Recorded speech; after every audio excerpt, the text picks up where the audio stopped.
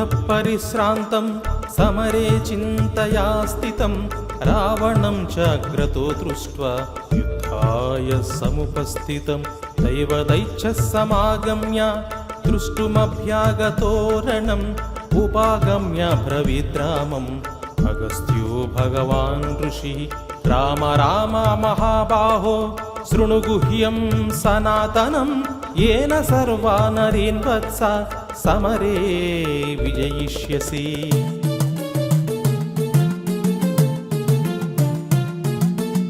आदित्य हृदयं पुण्यं सर्वशत्रुविनाशनं जयावहं जपे नित्यम् अक्षर्यं परमं शिवं सर्वमङ्गलमाङ्गल्यं सर्वपापप्रणाशनं चिन्ताशोकप्रशमनम् आयुर्वर्धनमुत्तमम् रश्मिमन्तं समुद्यन्तं देवासुरनमस्कृतं पूजयस्व विवस्वन्तं भास्करं भुवनेश्वरम्।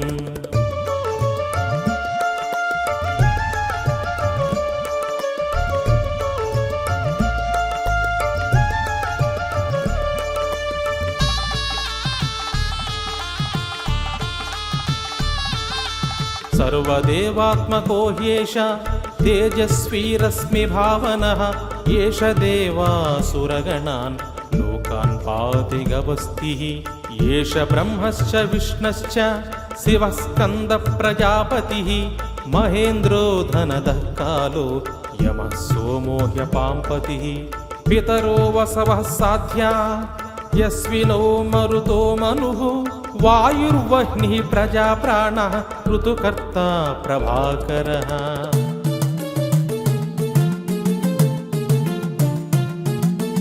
आदित्यः सविता सूर्यः खगः पुषागवस्तिमान् सुवर्णसदृशो भानुः हिरण्यरेता दिवाकरः हरितस्वः सहस्रार्चिः सप्तसप्तिर्मरीचिमान् तिमिरोन्मदनः शम्भुः त्वष्टा मार्ताण्डपुंसुमान् हिरण्यगर्भः शिशिरः तपनो भास्करो रविः अग्निगर्भोदितेः पुत्रः शङ्खः शिशिरन्नाशनः।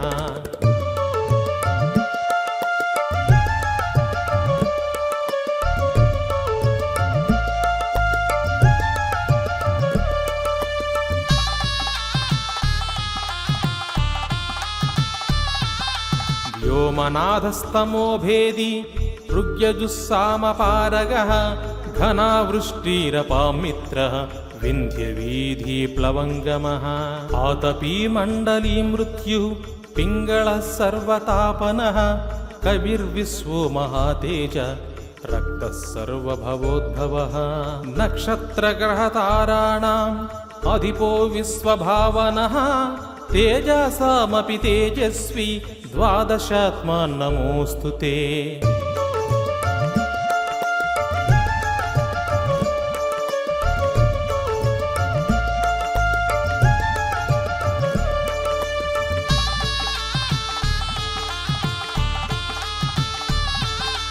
नमः पूर्वाय गिरये पश्चिमायाद्रये नमः ज्योतिर्गणानां पतये दिनाधिपतये नमो नमः जयाय जयभद्राय हर्यस्वाय नमो नमः सहस्रांशो आदित्याय नमो नमः नम उग्राय वीराय सारंगाय नमो नमः नमः पद्मप्रबोधाय मार्ताण्डाय नमो नमः।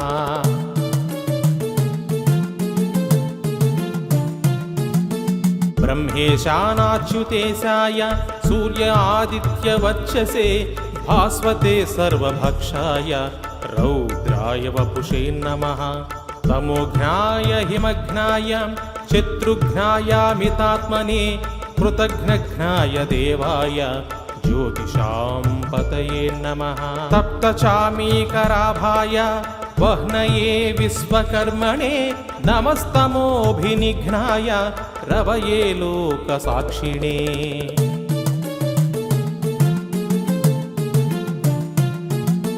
नाशयत्येष वैभूतं तदेव सृजति प्रभुः पायत्येष तपत्येष वर्षत्येष गभस्तिभिः एष सुप्तेषु जागर्ति भूतेषु परिनिष्ठितः एष एवाग्निहोत्रं च फलं चैवाग्निहोत्रिणां वेदाच्चक्रतवच्चैव क्रतूनां फलमेव च यानि कृत्यानि लोकेषु सर्व एष रविप्रभुः।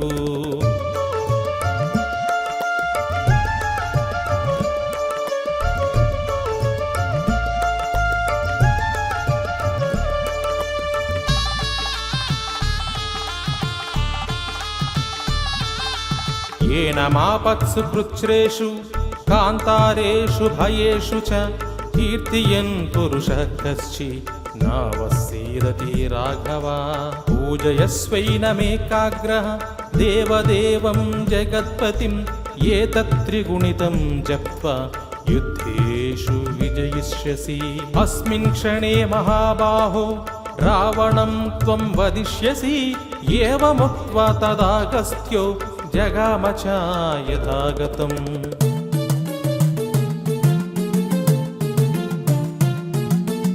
एतत् श्रुत्वा महातेजः नष्टशोको भवत्तथा धारयामास सुप्रीतः राघवः प्रयतात्मवान् आदित्यं प्रेक्ष्य जप्त्वा तु परं हर्षमवाप्तवान् त्रिराचम्या शुचिर्भूत्वा धनुरादाय वीर्यवान् रावणं प्रेक्ष्य हृष्टात्मा युद्धाय समुपागमत् सर्वयत्नेन महता वधे तस्य धृतोऽभवत्।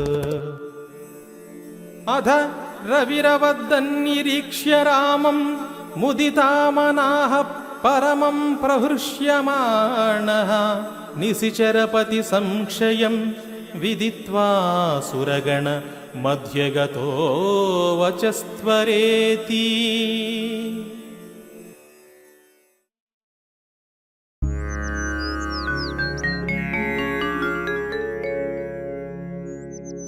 आदिदेव नमस्तुभ्यं प्रसीद मम भास्कर दिवाकर नमस्तुभ्यं प्रभाकर नमोऽस्तुते। सप्ताश्वरथमारूढं प्रचण्डं कश्यपात्मजं श्वेतपद्मधरं देवं तं सूर्यं प्रणमाम्यहम्। लोहितं रथमारूढं सर्वलोकपितामहं महापापहरं देवं तं सूर्यं प्रणमाम्यहम्।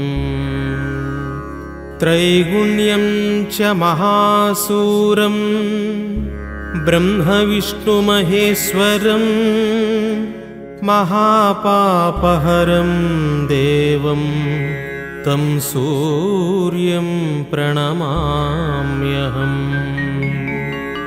बृंहितं तेजसां पुञ्जं वायुराकाशमेव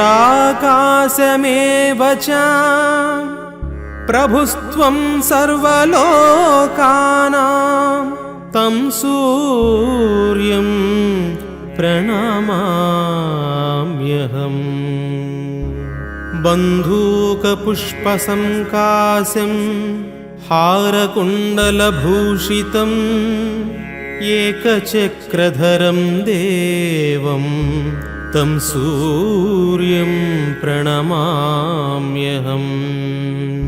तं सूर्यं लोककर्तारं महातेजः प्रदीपनं महापापहरं देवं तं सूर्यं प्रणमाम्यहम्।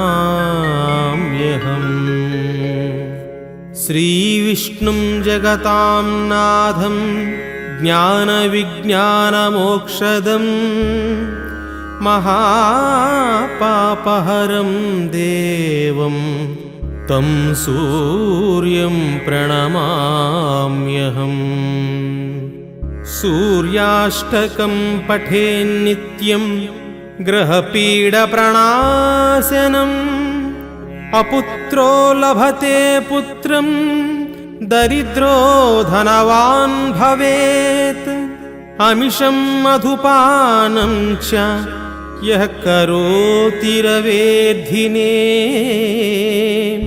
सप्तजन्म भवेद्रोगी जन्म जन्म दरिद्रता स्त्रीतैलमधुमांसानि ये त्यजन्ति रवेर्धिने न व्याधिशोक दारिद्र्यं सूर्यलोकं स गच्छति।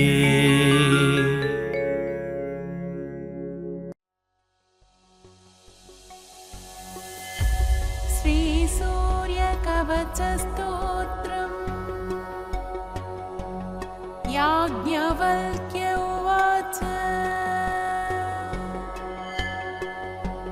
शृणुष्व मुनिशातोलसूर्यस्य कवचं शुभम् शरीरारोग्यदं दिव्यं सर्वसौभाग्यदायकम् देदीप्यमानमुकुटं स्फुरन्मकरकुण्डलम् ध्यात्वा सहस्रकिरणं स्तोत्रमेतदुदीरयेत् शिरो मे भास्कर पातु ललाटं मे मितद्युतिः नेत्रे दिनमणि पातु श्रवणे वासरेश्वरः घ्राणं घर्मघ्रुणि पातु वदनं वेदवाहनः जिह्वां मे मानद पातु कण्ठं मे सुरवन्दितः स्कन्धौ प्रभाकर पातु वक्षः पातु जनप्रियः पातु पादौ द्वादशात्मा सर्वाङ्गं सकलेश्वरः सूर्यरक्षात्मकं स्तोत्रं लिखित्वा भोजपत्रके दधाति यः करे तस्य वसगा सर्वसिद्धयः सुस्नातो यो जपेत् सम्यक् योधीते स्वस्थमानसः सरोगमुक्तो दीर्घायुः सुखं पुष्टिं च विन्दते इति श्रीमद्याज्ञवल्क्यमुनिविरचितं श्रीसूर्यकवचस्तोत्रम्।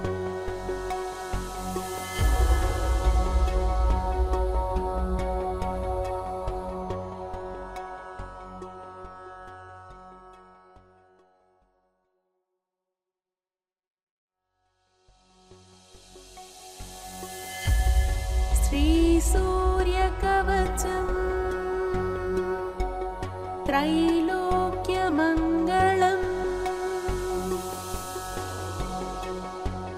श्रीसूर्य उवाच साम्ब साम्ब महाबाहो शृणु मे कवचं शुभम् त्रैलोक्यमङ्गलं नाम कवचं परमाद्भुतम् यज्ञात्वा मन्त्रवित् सम्यक् फलं प्राप्नोति निश्चितम् यद्धृत्वा च महादेवो गणानामधिपो भवत् पठनात् धारणात् विष्णुः सर्वेषां पालकः सदा एवमिन्द्रादयः सर्वे सर्वैश्वर्यमवाप्नुयुः कवचस्य ऋषिर्ब्रह्मा छन्दोनुष्टुबुधाहृतः श्रीसूर्यो देवता चात्र सर्वदेव नमस्कृतः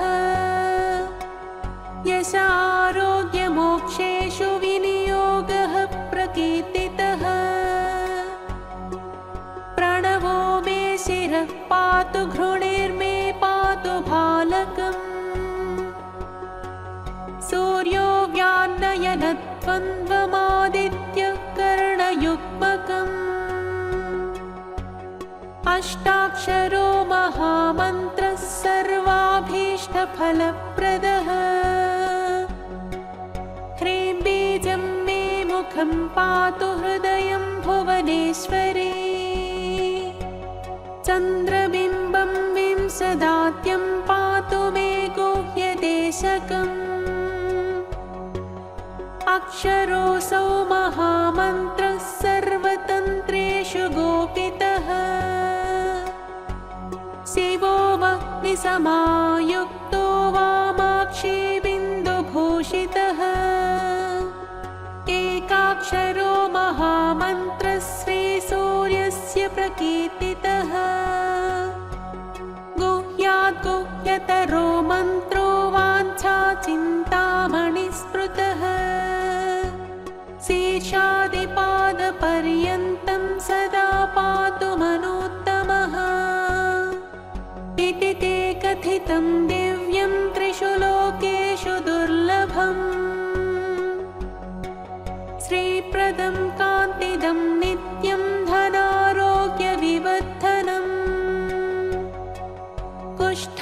कुष्ठादिरोगशमनं महाव्याधिविनाशनम् त्रिसन्ध्यं यः पठेन्नित्यमरोगी बलवान् भवेत् बहुना किमिहोक्तेन यद्यन्मनसि वर्तते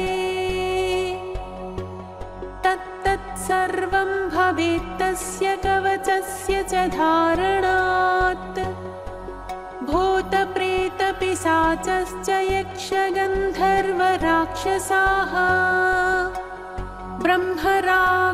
ब्रह्मराक्षसवेतालान् द्रष्टुमपि तं क्षमाः दूरादेव पलायन्ते तस्य संकीर्तनादपि भोजपत्रे समालिख्य रोचना गुरुकुङ्कुमैः रविवारे च सङ्क्रान्त्यां सप्तम्यां च विशेषतः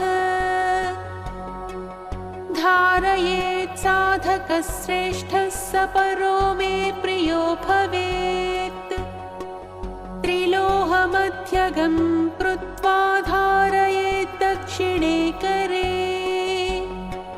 शिखायामथवा कण्ठे सोऽपि सूर्यो न संशयः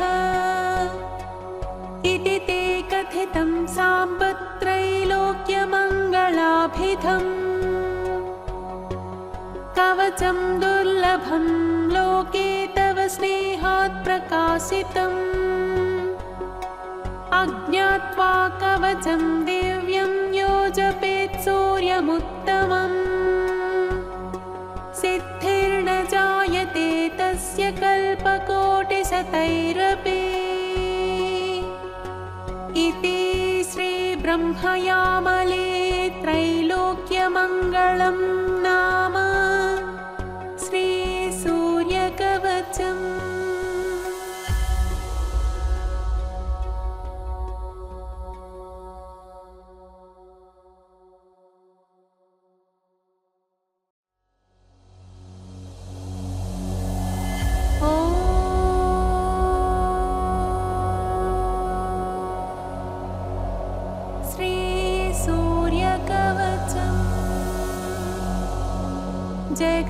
जगद्विलक्षणम् बृहस्पतिरुवाच इन्द्रशृणु प्रवक्ष्यामि कवचं परमाद्भुतम् यद्धृत्वा मुनयः पूता जीवन्मुक्ताश्च भारते कवचं बिभ्रतो व्याधिर्नभियायाति सन्निधिम् यथा दृष्ट्वा वैनतेयं पलायन्ते भुजङ्गमाः शुद्धाय गुरुभक्ताय स्वशिष्याय प्रकाशयेत् खलाय परशिष्याय दत्त्वा मृत्युमवाप्नुयात् जगद्विलक्षणस्यास्य कवचस्य प्रजापतिः ऋषिश्छन्दश्च गायत्री देवो दिनकरस्वयं व्याधिप्रणाशे सौन्दर्ये